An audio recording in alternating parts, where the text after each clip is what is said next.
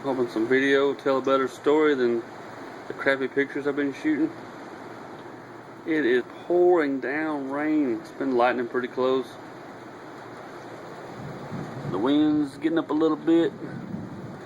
You know, it doesn't seem like it could possibly go tornadic, but look at the rain just sheeting down the glass, man.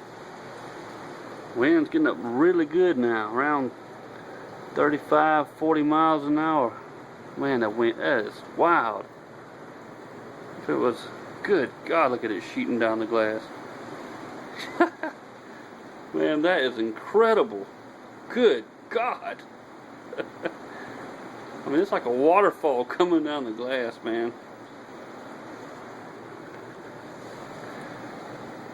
Yeah, if we were in the heart, if this was like a tornado season kind of thing, I'd be nutting up, but it's alright.